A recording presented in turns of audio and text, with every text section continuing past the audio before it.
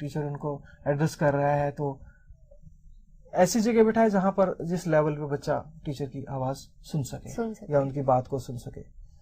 जो मतलब एक क्लासरूम अरेंजमेंट की अगर हम बात करते हैं तो वो क्लासरूम अरेंजमेंट इस तरीके का होना चाहिए कि बच्चा भी टीचर की तरफ अप्रोचेबल हो और टीचर भी बच्चे की तरफ अप्रोचेबल हो।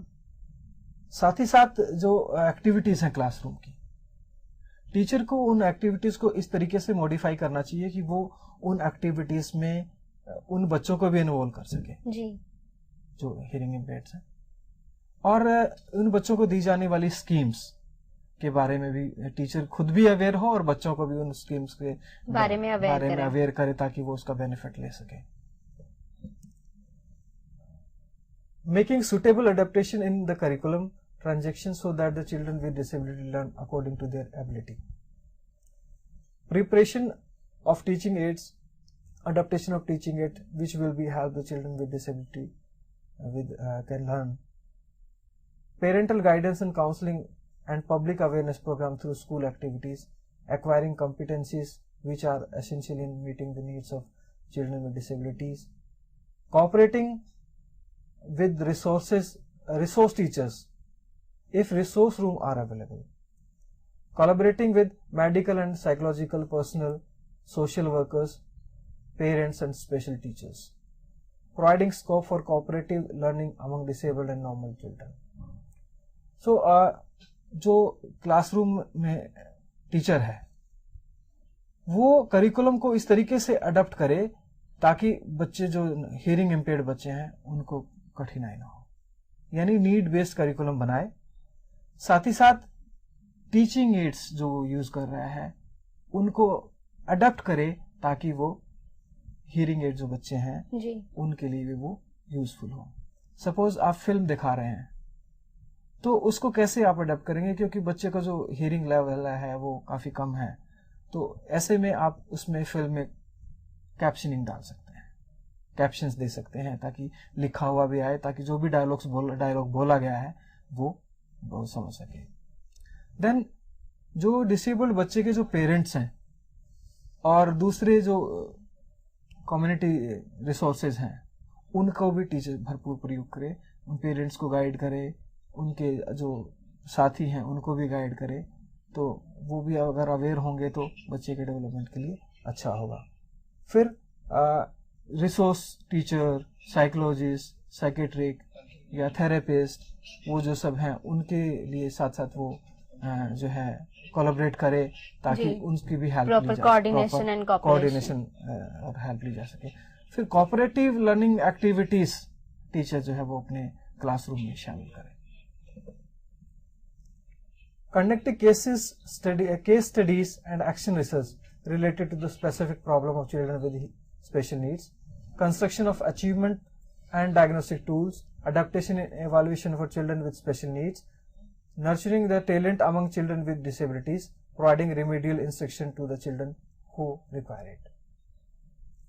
So, टीचर को चाहिए कोई एक्शन रिसर्च कंडक्ट करे ताकि कोई प्रॉब्लम उन बच्चों के साथ आई है तो तुरंत उसको डायग्नोज करके और उसके जो मेन कॉजेज है, फैक्टर्स हैं, उनको रिट्रीव करके और ये पता लगा किस वजह से प्रॉब्लम हुई है और इस प्रॉब्लम को कैसे दूर किया जा सकता है। साथ ही साथ बच्चों के जो डायग्नोस्टिक टूल्स अचीवमेंट के लिए वो डेवलप करे। देन इवैल्यूएशन के जो टूल्स हैं या इवैल्यूएशन के जो तरीके हैं उनको मॉडिफाई करें ताकि अब जरूरी नहीं है कि बच्चा सारी चीजें सीख पाता है, और आप किस लेवल पे क्या उसको सिखाना चाह रहे हैं, किस ऑब्जेक्टिव को आप अचीव करना चाहते हैं, तो उसको आपकी आवश्यकता के अनुसार आपको अडॉप्ट करना पड़ेगा। देन बच्चों के जो टैलेंट है, मान लीजिए किसी बच्चे में कोई हियरिंग इम्पेयर्ड बच्चा है और वो ड्राइंग बहुत अच्छी बनाता है, उसकी स्ट्रेंथ तो उसकी स्ट्रेंथ है, जो उसकी स्ट्रेंथ है बिल्कुल उनकी जो खूबियां हैं उनको एक अव्वल लेवल पर लेकर जाना, एक उनको एनहेंस करना, वो भी टीचर की ड्यूटीज में आ जाता है। फिर जो रेमेडियल इंस्ट्रक्शंस हैं या रेमेडियल टीचिंग है वो भी साथ साथ उन बच्चों को दी जानी चाहिए ताकि उनके अंदर जो या सीखने में जो कमियां हैं या उनके साथ जो प्रॉब्लम्स आई हैं उनको डायग्नोज करके और उनको दूर किया जा सके। Then some other roles of teachers we can discuss here. What can we do when we are teaching children with hearing impairments in inclusive schools? These are some major roles of teacher in the inclusive school. Make sure the child can see your lips and facial expression when you are talking. Never talk with your back turned to the student. Speak naturally and not too loudly if the child wears a hearing aid. Try not to move around too much when you are speaking. If you have to move about, be sure to try the face and face the child as much as possible. Do not overuse hand gestures. Children do not like to be treated differently. Always ensure that directions, assignments, instructions are understood before the child begins work. Ask the child to repeat instructions and directions back to you rather than ask if she or he understands. यानी जो आपके lips हैं, facial expressions हैं, वो बच्चा clearly देख पाए, क्योंकि हियरिंग इम्पेयर्ड बच्चा ऑडिबल नहीं है उसके लिए, तो वो लिप रीडिंग करता है जी, जो अपनी बात समझेगा, एक्सप्रेशन से समझने की कोशिश करता है जी। तो आपकी जो बैक है वो बच्चे की तरफ नहीं होनी चाहिए जब आप बोल रहे हो। साथ ही साथ जब आप बच्चे से बात कर रहे होते हैं, इंस्ट्रक्शन दे रहे होते हैं या कोई काम करा रहे होते हैं, तो उससे पहले आपने समझ लेना चाहिए कि बच्चे ने वो इंस्ट्रक्शन जो है वो अच्छी तरीके से समझ लिए हैं कि नहीं। बिल्कुल। और आपका जो फेस है वो बच्चे की तरफ होना चाहिए। बहुत ज्यादा गेस्चर्स का आपको यूज नहीं करना है, क्योंकि बच्चा फिर उसके लिए उस पर डिपेंडेंट हो जाएगा। और जो इंस्ट्रक्शंस को बच्चा अगर रिपीट करता है बार बार, या आपने इंस्ट्रक्शन को रिपीट आप कर रहे हैं, तो उससे पहले इंश्योर कर लें कि जो इंस्ट्रक्शंस आपने दी हैं वो वर्थफुल हैं या नहीं है जी। तो उसका, क्योंकि कई बार हम कई सारी इंस्ट्रक्शन साथ साथ दे देते हैं और वो किसी काम बच्चा का फिर कंफ्यूज हो जाएगा एक साथ ज्यादा इंस्ट्रक्शन। तो उसके लिए बहुत जरूरी है कि आप क्लियर इंस्ट्रक्शंस बच्चे को दें। और जब आप बोल रहे हो तो आप बिल्कुल पोलाइटली बोलिए और इस लेवल पे जाके बोलिए कि जो बच्चे ने जो हियरिंग एड डाला हुआ है तो उसे वो आसानी से सुन सके। नहीं तो कई बार ऐसा होता है कि आप बहुत जोर से बोलते हैं तो बच्चे को सुनने में दिक्कत हो सकती है। फिर use visual aids when appropriate, write list on the board और paper, ask the child to take notes. If appropriate, teach some sign language to the class. Maintain close contact with the professional that may be involved. Always speak from a well-lit area to enable the child to see your face. Use as many audiovisual components as is possible in your program. Reduce extraneous noise whenever possible. Always ask yourself how you can make the lesson or activity more visual. So try to make the aids visual. Suppose आप किसी बात को कहना चाह रहे तो उसकी जगह आप चार्ट यूज कर सकते हैं जी। देन कोई मॉडल आप दिखा सकते हैं। जैसे कि हम अपनी डेली लाइफ में देखिए, अगर हम ट्रैवल करते हैं, मेट्रो के बारे में देखिए तो उसमें कि रिटन कैप्स आते हैं जी जी, जिसमें मतलब एक इंडिविजुअल आराम से उसमें देख सकता है कि अगला स्टेशन कौन सा आने वाला है। और साथ साथ बच्चों को कोशिश करें कि जो नॉर्मल बच्चे भी हैं तो उनको भी हल्की जो साइन लैंग्वेज है वो सिखा देंगे तो उसके जो साथी हैं जो डिसेबल्ड हैं उनको हेल्प मिलेगी और उनके जो कोहेसिवनेस है वो ज्यादा होगी। फिर जो प्रोफेशनल्स हैं, चाहे वो ऑडियोलॉजिस्ट है या थेरेपिस्ट है, साइकेट्रिक है, तो उनके साथ भी टीचर का क्लोज कांटेक्ट होना चाहिए ताकि उनकी हेल्प वो ले सके। मतलब किसी भी तरह का कहीं पे भी कम्युनिकेशन गैप नहीं होना चाहिए। बिल्कुल बिल्कुल। जैसे आप मैक्सिमम आप यूज करें विजुअल एड्स का, कोशिश करिए कि ज्यादा से ज्यादा उनका साइन लैंग्वेज का और विजुअल एड्स का आप यूज करें। Please see on the slide. Teachers should try to avoid stylish mustaches, hair styles, ornaments and beards. Peer tutoring should be taken under consideration. Buddy system should be used. Buddy system consists of seeking help from the normal peer sitting next to the hearing impaired student. As far as possible, the instructional format used by teacher must follow other modes of communication than oral. Assignment should be provided in written format. When writing materials for hearing impaired students, when you are writing materials for hearing impaired students, break up long sentences, reduce difficult vocabulary load, reduce concept density. When using a pronoun, be sure that the antecedent is very clear. यानी अगर आप hearing impaired बच्चों को पढ़ा रहे हैं, उनके teacher हैं, तो आपको जो अपनी जो स्टाइलिश हेयर स्टाइल है या आपकी मॉस्टेचेस हैं, मूछें हैं, वो सब आपको छोड़नी पड़ेंगी. साथ ही साथ पीयर ट्यूटरिंग यानी साथी के साथ की सहायता से पढ़ना और बड़ी सिस्टम वो क्लासरूम में आप लागू करिएगा ताकि जो बच्चे हैं उनके जो इंटरेक्शन है वो बढ़े, इंटरेक्शन बढ़ेगा, सोशलाइजेशन बिल्कुल बिल्कुल सोशलाइजेशन का जो प्रोसेस है वो रन करेगा जी और उनको हेल्प मिल सकती है. फिर जो मोड्स ऑफ कम्युनिकेशन है ओरल की बजाय वो आप विजुअल रखिए, कोशिश करें. पहले भी हमने बात की इस बारे में. और असाइनमेंट्स जो भी हैं वो आप उनको रिटन फॉर्मेट में दीजिए.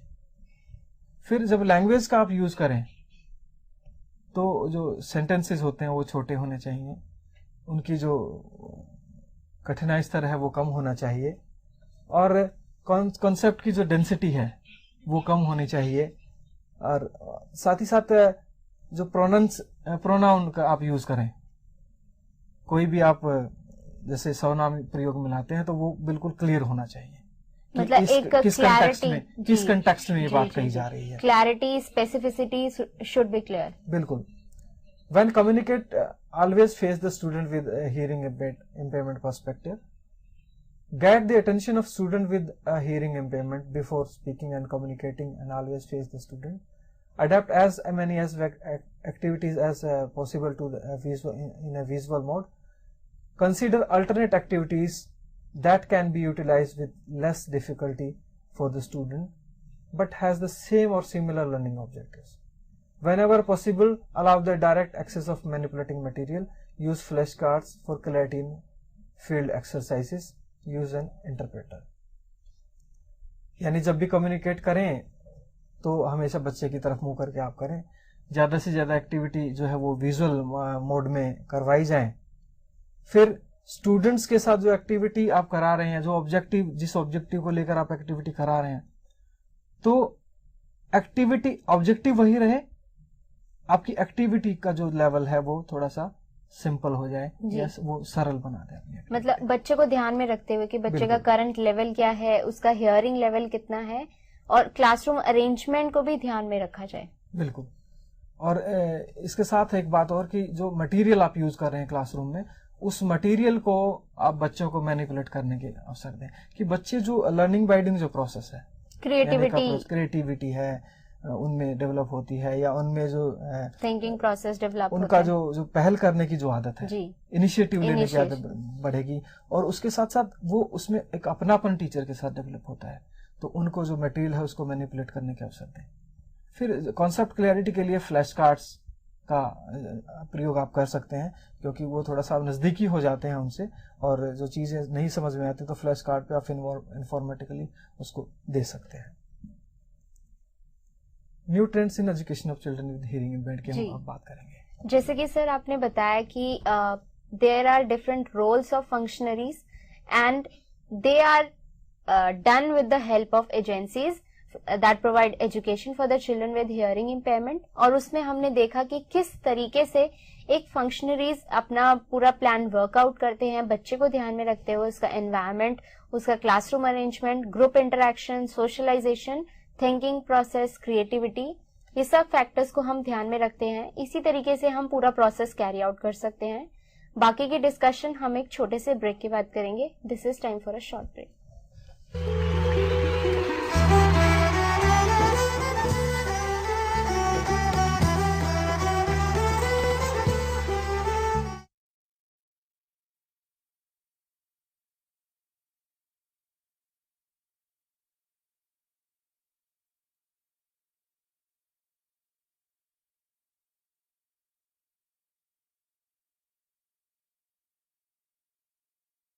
The state of knowledge exists.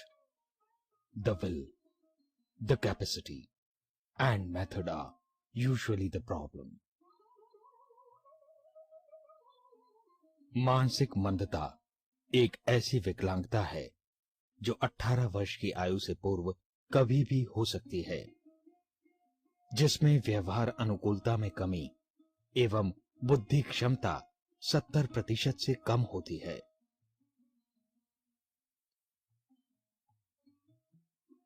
Alone we can do so little. Together we can do so much. भारतीय पुनर्वास परिषद द्वारा देश भर में पंजीकृत केंद्र इस बात को प्रमाणित करते हैं।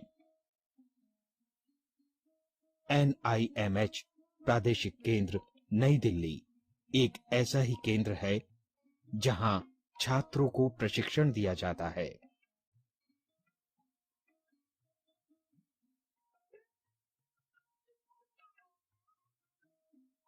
जिसके उपरांत वे मंद बुद्धि बच्चों की सेवा में नियुक्त होते हैं।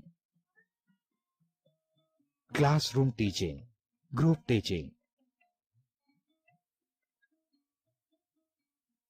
एवं भारतीय पुनर्वास परिषद के नव शिखर चैनल पर प्रसारित टेलीकॉन्फ्रेंसेस द्वारा संबंधित विषयों पर विस्तार पूर्वक ज्ञान दिया जाता है। Medical, occupational therapy, physiotherapy,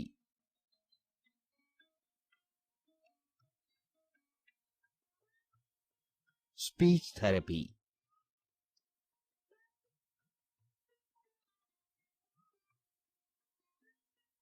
psychology और स्पेशल एजुकेशन जैसे क्षेत्रों में छात्रों को प्रशिक्षित किया जाता है। प्रयोगात्मक अनुभव एवं अभ्यास के लिए टीचर ट्रेनिंग प्रोग्राम के उपरांत छात्रों को मंद बुद्धि बच्चों के साथ कक्षाओं में नियुक्त किया जाता है और इंडिविजुअलाइज्ड एजुकेशन प्लान का भी आधार बनाया जाता है, जिससे वे संपूर्ण शिक्षा एवं चिकित्सा शैली को समझ सकें। इस पूरे प्रशिक्षण कार्यक्रम के दौरान विद्यार्थी journals, newsletters, periodicals, charts, models, computer training एवं टेक्स्ट बुक्स का उपयोग कर सकते हैं। कहते हैं, keep your face to the sunshine and you can not see the shadow. इसी बात को ध्यान में रखते हुए विद्यार्थियों को सरकारी एवं गैर सरकारी संस्थाओं में नियुक्त किया जाता है, जहां वे मंद बुद्धि बच्चों के लिए निरीक्षण, प्रशिक्षण एवं अनुसंधान का दायित्व संभालते हैं और इसके पश्चात ये विद्यार्थी इस प्रशिक्षण का उपयोग मंद बुद्धि बच्चों के सामाजिक एवं शैक्षणिक उत्थान एवं विकास में करते हैं और एक लक्ष्य की ओर आगे बढ़ते हैं। और फिर लक्ष्य कितना ही दूर हो, फासला नजरों का धोखा भी तो हो सकता है। वो मिले या ना मिले, हाथ बढ़ाकर देखो।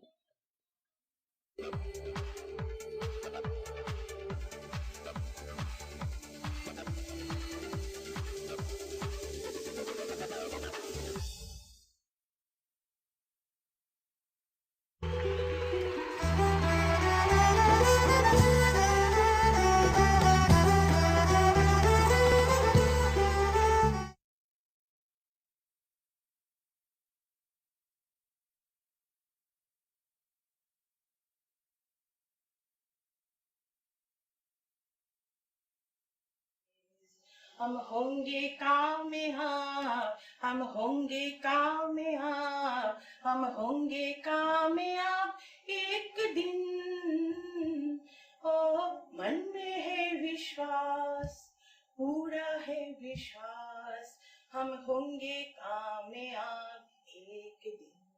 We shall overcome, we shall overcome, we shall overcome someday. Oh, deep in my heart, I do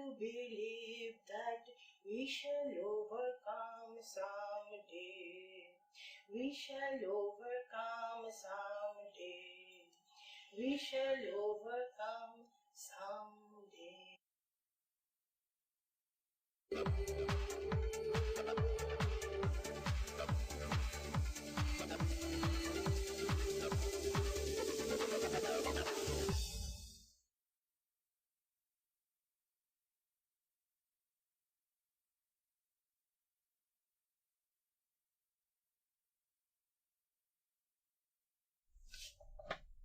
welcome back to our discussion. अभी तक हमने अपने टॉपिक के बारे में डिस्कस किया। It was regarding the agencies of education and role of functionaries that provide help with their collaboration and cooperation for the children with hearing impairment. इस discussion को आगे बढ़ाते हैं और इसके बारे में जानते हैं कि जो हमारा नेक्स्ट पार्ट है कि न्यू ट्रेंड्स क्या है इन एजुकेशन में। तो आइए हम अपने एक्सपर्ट के पास चलते हैं और इसके बारे में और इन्फॉर्मेशन जानते हैं। जी सर, जैसे ब्रेक में जाने से पहले हमने अपने दो एस्पेक्ट डिस्कस किए। First it was the agencies of education and second role of functionaries. Now we come to the important and the third aspect, it's regarding the new trends in education. तो इसके बारे में आपके क्या views हैं? जो नई प्रवृत्तियां हैं या नए ट्रेंड्स हैं, वो उनकी जो वजह हैं वो हम डिस्कस कर चुके हैं, और साथ ही साथ इनके कि क्यों हमारे जो रोल्स हैं वो पर चेंज हुए, इसके बारे में भी हमने बात की जी। तो देखिए, जो स्पेशल एजुकेशन है, अगर हम बैक ईयर्स में जाएं तो जैसा कि आप फिगर में भी देख सकते हैं, एक्सक्लूजन का जो टाइम था, नाउ जो थोड़ा कुछ समय बीता तो एक्सेप्टेंस आई, फिर डिसेबिलिटी के बारे में understanding I, then we are very much equipped and aware about the knowledge regarding disability. तो पहले जो बच्चा था वो बच्चे को स्कूल एज ए प्रॉब्लम के रूप में देखता था। अब हम एजुकेशन सिस्टम को एज ए प्रॉब्लम के रूप में देख रहे हैं। तो कि एजुकेशन सिस्टम में क्या चेंज लेकर आना है, वो ज्यादा इंपॉर्टेंट हो गया है। तो हम अगर स्पेशल एजुकेशन कॉन्टिन्यूम की बात करें तो आप देख रहे हैं स्क्रीन पे कि जब सीवियरिटी लेवल बढ़ता है तो हम नीचे की ओर आते हैं, जिसमें रेजिडेंशियल इंस्टीट्यूशन सबसे नीचे है, फिर special schools, special classes, regular classroom with resource room facility, regular classroom with itinerant teacher, regular classroom with teacher consultant and regular classrooms, यानी इंक्लूसिव एजुकेशन आज का एक ट्रेंड हम कहें या आज की जरूरत कहें। तो जैसे जैसे हम नीचे की ओर आएंगे तो सीवियरिटी लेवल बढ़ेगा और नंबर ऑफ चिल्ड्रन कम हो जाएंगे। और अगर हम इसको इंस्टीट्यूशनल या रेजिडेंशियल इंस्टीट्यूशन में अगर पढ़ाएंगे तो उसकी कॉस्ट बढ़ जाएगी।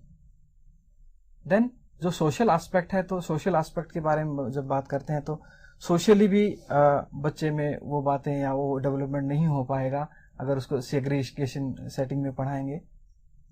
जबकि रेगुलर क्लासरूम में या इंक्लूसिव सेटिंग में की तरफ अगर वो जाता है तो वहां पर उसके डेवलपमेंट में काफी सुधार आता है और वो अपने आप को इक्विप कर पाता है।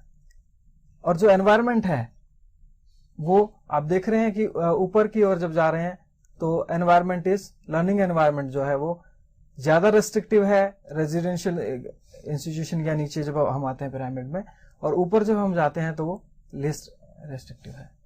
जैसे यहाँ आपने बात करी एनवायरनमेंट के बारे में, हमने देखा है कि एक बैरियर फ्री एनवायरनमेंट जो एक हम टर्म यूज करते हैं वो हमने टर्म यूज तो कर ली, बट डिसेबल्ड बच्चों के लिए ऐसी कोई फैसिलिटीज हर जगह प्रोवाइडेड नहीं है। अगर एक व्हीलचेयर यूजर है तो उसको रैम्प्स की जरूरत है, पर हर सोशल प्लेस में, पब्लिक प्लेसेस में ये जरूरी नहीं है कि उनको प्रोवाइड की जाए।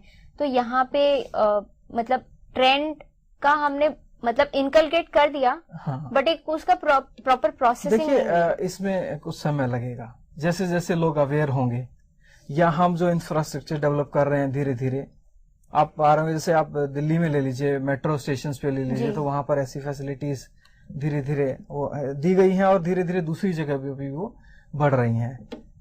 तो लीस्ट रेस्ट्रिक्टिव एनवायरनमेंट हम जो हमारे रेगुलर स्कूल्स में अगर उनमें हम क्लासरूम नॉर्मल क्लासरूम में बच्चों को पढ़ाएं, तो वो एक इंक्लूसिव एजुकेशन एक नया ट्रेंड है आज का।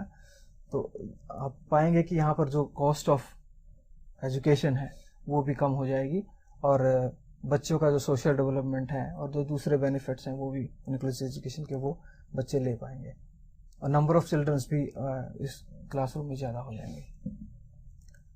यानी इंक्लूसिव एजुकेशन का मतलब है कि हम बच्चे को उसके अकॉर्डिंग हम स्कूल में चेंजेस लेकर आए।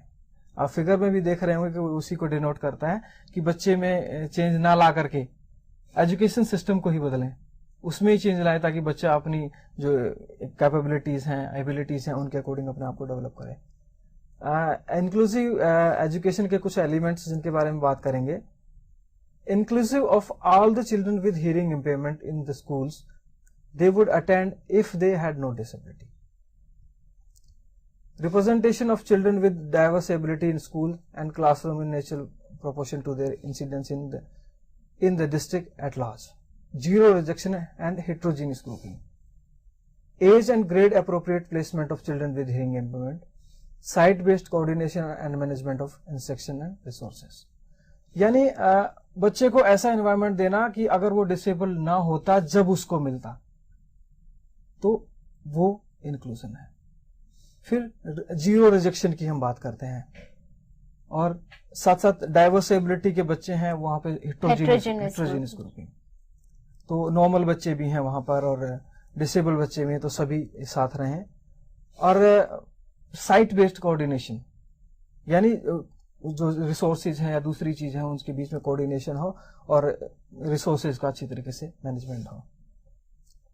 बेनिफिट्स की अगर बात करें तो सेग्रीगेटेड सेटिंग्स की बजाय जो बच्चे हैं वो यहाँ पर अच्छी तरीके से सोशल इंटरेक्शन करते हैं। फिर जो सोशल कॉम्पिटेंस है और कम्युनिकेशन स्किल है वो HI चिल्ड्रन की, वो यहाँ पर अच्छी तरीके से इम्प्रूव हो जाती है। Children with HI in inclusive setting often have a more rigorous and education program resulting in improved skill acquisition and academic gains. Social acceptance बढ़ती है, साथ साथ उनकी जो जनरल नॉलेज है उसमें भी वृद्धि होती है। फिर कॉन्स्टिट्यूशनल ऑब्लिगेशन है, हमने बहुत सारे एक्ट्स और बहुत सारी कई सारी हमारी पॉलिसीज हमने इनके लिए डिसेबल चिल्ड्रन के लिए लेकर आए हैं कि डिसेबल जो आदमी हैं उनके लिए हम क्या क्या सर्विसेज और प्रोवाइड कराने जा रहे हैं, उनके अपलिफ्टमेंट के लिए हम क्या क्या काम करेंगे। मेथोडोलॉजिकल ट्रेंड्स भी चेंज हुए हैं। स्मॉल ग्रुप डिस्कशंस, तो स्मॉल ग्रुप डिस्कशंस की बात करते हैं कि बच्चों के साथ जैसे HI बच्चे हैं, हेट्रोजीनियस ग्रुपिंग हमने की और उसके साथ हम बच्चों के साथ किसी टॉपिक को लेकर डिस्कस कर रहे हैं, तो डिस्कशन में जो चीजें आती हैं तो उसको पर्सनल अटेंशन मिलती है बच्चे को। एक जैसे हेट्रोजीनियस ग्रुप की आपने बात करी और इंक्लूसिव सेटअप की हमने बात करी, तो उसमें उसके साथ ये भी बहुत ज्यादा जरूरी होता है कि टीचर को भी पूरा ट्रेन्ड और स्किलफुल होना चाहिए ताकि वो उसके अकॉर्डिंग, बच्चों के एनवायरनमेंट के अकॉर्डिंग उनको टीच कर सके। बिल्कुल बिल्कुल। तो टीचर के जो हम रोल्स में इसकी बात कर चुके हैं कि टीचर को ऐसा होना चाहिए कि वो इंक्लूसिव सेटिंग में या इस तरह की एक्टिविटीज को ऑर्गेनाइज करने में ट्रेंड हो, और जब वो टीचर इक्विप्ड होगा तो ऑब्वियसली जो एक्टिविटीज का जो लेवल होगा, जो लर्निंग की लर्निंग जो होगी वो भी एक हाई लेवल इम्प्रूव्ड लर्निंग होगी। क्योंकि देखिए ग्रुप डिस्कशन में भी हम बात अगर करें तो जो पार्टिसिपेशन होता है वो अच्छा पार्टिसिपेशन होता है, बच्चे को मौका मिलता है अपनी बात रखने का, दूसरे की बात को काटने का या अपनी बात को प्रूव करने का लॉजिकली और कोऑपरेटिवली दे लर्न एक्टिविटी। जब आप कंडक्ट करें स्मॉल ग्रुप डिस्कशंस तो you have to write the question on the black board और give the hand out to children. Give specific instruction on how the group will operate, establish time limits, circulate among the groups to help keep them on task, give warning near end of time allocated, reports, rotate among the groups for answers. So आप जब भी कोई group discussion करें तो questions को या जो भी ग्रुप टॉपिक है उसको ब्लैक बोर्ड पे लिखें या हैंड आउट में दें टाइम लिमिट्स बच्चों को बता दें कि इसके लिए क्या रूल्स है, क्या रेगुलेशंस हैं, कितने बच्चे इसमें पार्टिसिपेट करेंगे, या उनको वार्निंग्स दें टाइम के जब भी आप डिस्कशन करवा रहे होते हैं तब। सर जैसे टीचर्स में ये एक कॉमन नोशन होता है कि अगर हियरिंग इम्पेयर्ड बच्चे हैं क्लासरूम में और हम बात करें इंक्लूसिव सेटअप की, तो अगर हम एक स्मॉल डिस्कशन में बच्चों को लेते हैं तो how we can make them make them have meaningful participation in the discussion, क्योंकि हियरिंग इम्पेयर्ड बच्चों का अलग कम्युनिकेशन का जो उनका होगा मेथड जो होगा अलग होगा, क्योंकि या तो वो जेस्चर्स यूज करेंगे या साइन लैंग्वेज यूज करेंगे। तो एक मीनिंगफुल पार्टिसिपेशन उनका कैसे होगा बाकी बच्चों के साथ? जी, जब एक्सेप्टेंस की जब बात आ जाती है तो टीचर का ये रोल हो जाता है कि वो बच्चों के साथ ऐसे टॉपिक ले जिन पर वो जब डिस्कस कर रहे हों तो वो उन सब के मेंटल लेवल के अकॉर्डिंग हो। फिर दूसरा, जब वो कम्युनिकेट करते हैं तो वो प्रॉपरली हियरिंग एड अगर डालते हैं तो हियरिंग एड डालें, या दूसरे डिवाइसेस का यूज करते हैं तो वो यूज करें, और साथ में जो नॉर्मल बच्चे डिस्कस कर रहे होते हैं उनके साथ, तो उन बच्चों के साथ जो टॉपिक डिस्कस हो रहा होता है उस टॉपिक पे जो मेन पॉइंट्स हैं वो बच्चे अपनी बात अगर कह रहे हैं तो लिख के भी दे सकते हैं। तो इस तरीके से टीचर को वो अरेंजमेंट खुद करना पड़ेगा कि वो डिस्कशन अगर कराना है किसी टॉपिक पे तो टीचर अवेयर भी रहे और वो साथ साथ जो भी चीज जरूरी चीजें हैं वो भी साथ में लेकर बैठे जी। नेक्स्ट जो हमारी ट्रेंड है वो है इंडिविजुअलाइज्ड टीचिंग, कि बच्चों को इंडिविजुअली टीच करें। जरूरी हो जाता है कई बार कि कोई चीज ग्रुप में समझ में नहीं आती या बच्चे उस चीज को नहीं कैच कर पाते, 1-to-1 इंटरेक्शन, बिल्कुल 1-to-1 इंटरेक्शन, तो ये भी उनके लिए बच्चों को हम अच्छी तरीके से उनको लर्न करा सकते हैं कुछ इंडिविजुअल टीचिंग के थ्रू। Advantage of individualized teaching are individual needs are fulfilled, individual's progress is assured, need-based material to foster self-learning, less burden for teachers, develops a strong bond between teacher and people, it is more systematic। जो individualised teaching है वो जो individual needs हैं यानी personal attention है, affection है, teacher जो है वो स्टूडेंट के ऊपर ज्यादा फोकस कर सकता है ताकि जो उसके लिमिटेशंस हैं और जो स्ट्रेंथ है उनको ध्यान में रखते हुए पूरा प्रोसेस कैरी आउट कर सकता है। बिल्कुल, और सेल्फ लर्निंग के लिए मटेरियल टीचर दे सकता है, बच्चा भी अपनी जो सेल्फ पेस है उसके ऊपर उसको लर्न कर सकता है, और टीचर स्टूडेंट के बीच में जो बॉन्डिंग है वो उससे काफी मजबूत होती है। देन ये सिस्टमेटिक है क्योंकि आप ये अंदाजा लगा सकते हैं कि बच्चे ने कहाँ तक सीख लिया है और कहाँ उसको आप डायग्नोस कर सकते हैं, क्या कमियां आई हैं, कैसे उसको आगे लेके जाना है, डायग्नोस करके आप रेमेडियल टीचिंग भी साथ साथ दे सकते हैं। नेक्स्ट है कोऑपरेटिव लर्निंग। कोऑपरेटिव लर्निंग भी एक ट्रेंड है जिसमें बच्चों को हम कोऑपरेटिवली मिलकर हेट्रोजीनियस ग्रुपिंग में बच्चे साथ साथ सीखते हैं, तो उसमें जो पर्सनल अटेंशन है ज्यादा बढ़ जाती है। फिर क्योंकि ग्रुप्स में लर्न करते हैं तो पॉजिटिव जो इंटरडिपेंडेंस है वो बच्चों में आती है, एक दूसरे पे डिपेंड रहते हैं, तो ग्रुप को अगर आगे लीड करके लेके जाना है। फिर फेस टू फेस इंटरेक्शन बच्चों का होता है।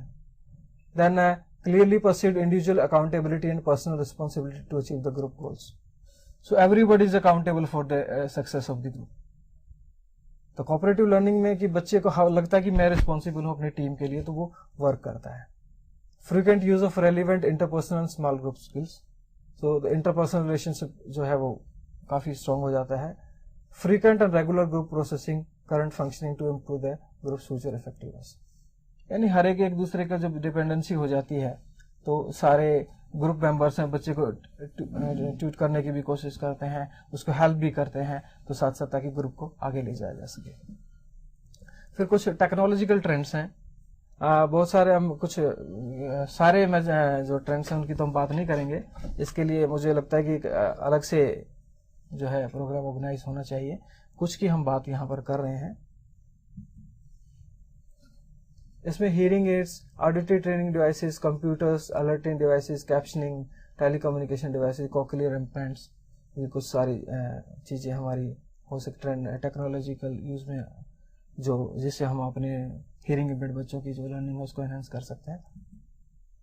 स्पेक्टिकल हियरिंग एड्स, ये हीरिंग एड जो है उसमें जिस बच्चे को जैसे विजुअली भी इम्पेयर्ड है तो उसको उसके लिए यूजफुल होता है काफ़ी, ताकि वो उसे सुन भी सकता है और देख भी सकता है। Then cochlear implant provides a unique opportunity for the rehabilitation of deaf individuals who are unable to utilize other devices such as hearing aid. A cochlear implant helps people with severe to profound sensory neural hearing loss. A small electronic device is surgical implanted in the cochlea. ये जैसे आप देख रहे हैं कि इसे surgery के द्वारा एक डिवाइस है जो कोक्लिया में इम्प्लांट कर दिया जाता है। उसके बाद फिगर में देखिएगा माइक्रोफोन और जो हेड पीस है वो बाहर फिक्स किए गए हैं बॉडी में, और इससे क्या होता है कि जो फ्रीक्वेंसी है या जो माइक्रोफोन है वो लेकर जो न्यूरोलॉजिकल जो लॉस हो जाता है कई बार उसकी वजह से प्रॉब्लम आती है, तो जो उसको खत्म कर देता है और जो इंफॉर्मेशन का जो ट्रांसफर हो जाती है उसको ट्रांसफर करने में हेल्प मिलती है। तो उसको जो भी सिग्नल्स हैं उनको जो डिसेबल पर्सन है वो रिसीव कर सकता है। Then group hearing aid. Group hearing aids are generally used in classrooms of special schools for children with hearing impairment. The teacher has a microphone with him. The amplified signal is fed to the earphones worn by the children sitting at their desks. Each earphone headset has a volume control adjustment on it or on the desk. There are microphones fixed to the desk so that whatever is spoken by one child can be heard by the other.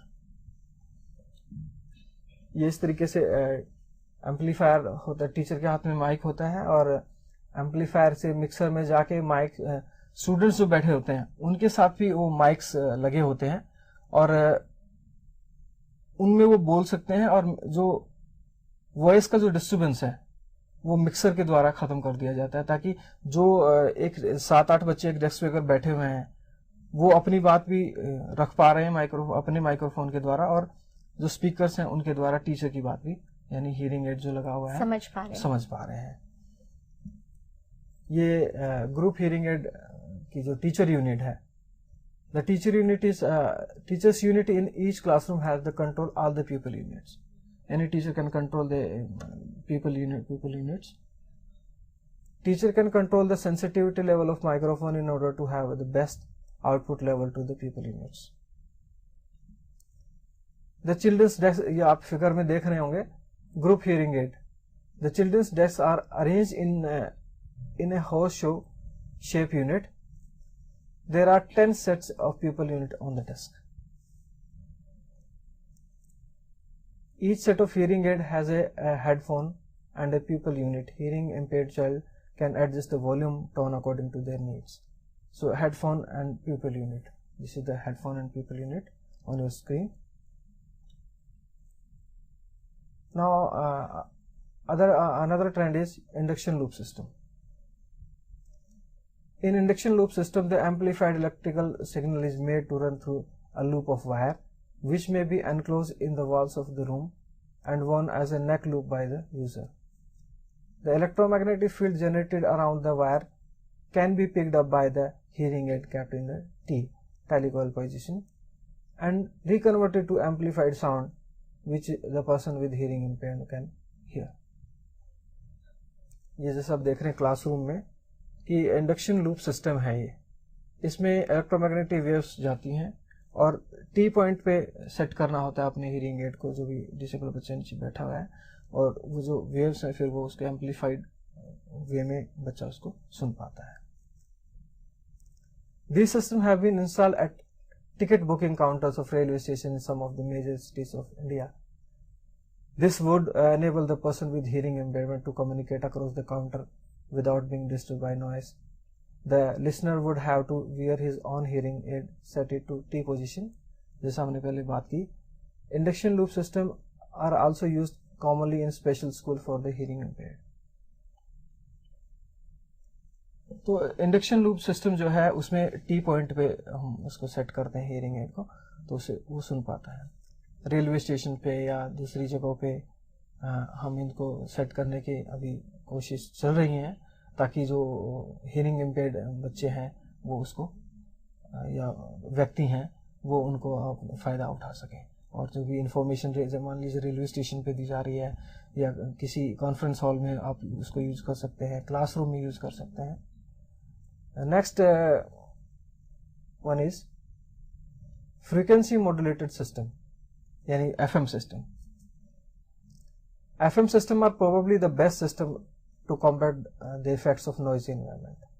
The sound signal is picked up by the microphone used by the person speaking, amplified and converted into the radio frequency modulated carrier waves.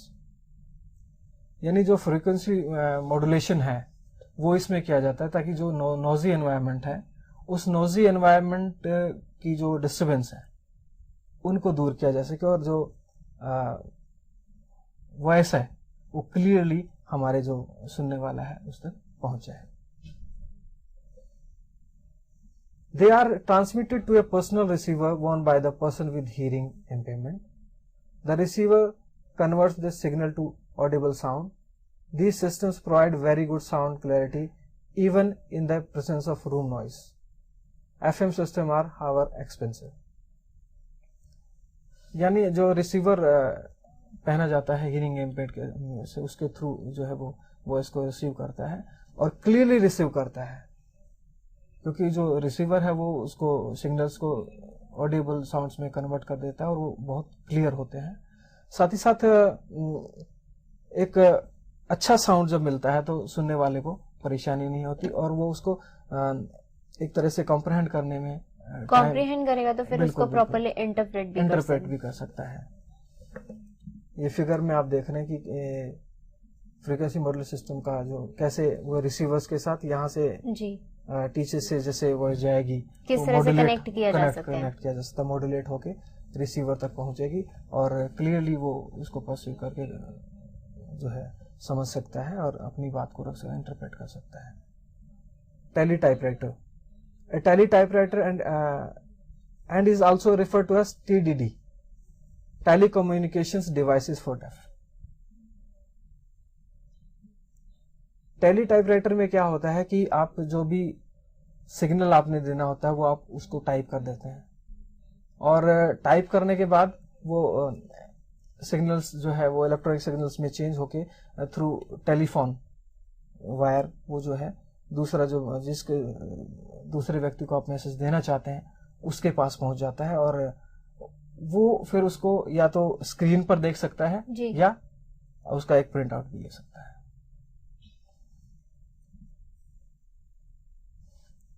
And you must be the change you wish to see in the world.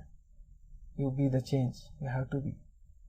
जो change आप देखना चाहते हैं उसके लिए आपको change खुद में ही लाना पड़ेगा। जी सर, जैसे कि आपने बताया कि टेक्नोलॉजिकल ट्रेंड्स होते हैं उसमें हमने देखा कि different technology has its own functions. वो डिपेंड करता है कि हम बच्चे को जो टेक्नोलॉजिकल एडवांसमेंट्स अपग्रेडिंग प्रोवाइड करेंगे वो डिपेंड करता है level of the child and the requirement of the child. बच्चे की जो भी रिक्वायरमेंट है, जो भी नीड्स हैं, साथ के साथ करंट लेवल क्या है बच्चे का वो उसको कोप अप कर सकता है या नहीं, उसके साथ अडेप्ट हो सकता है या नहीं, और with the proper cooperation and collaboration ये हम पूरा फंक्शन कैरी आउट करते हैं। जी जी सर, जैसे कि आज के हमने टॉपिक के बारे में डिस्कस किया था, it was regarding the agencies of education, the role of functionaries and the new trends in education. And we can say that education is very much important in everybody's life to have the good personality and proper development in their life to achieve, to provide quality of the life to the individual. Thank you so much, sir, for giving these informations to our viewers. That was all about the today's session. This is time for the closing of our session. Thank you so much.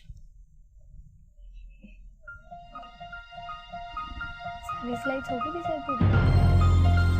7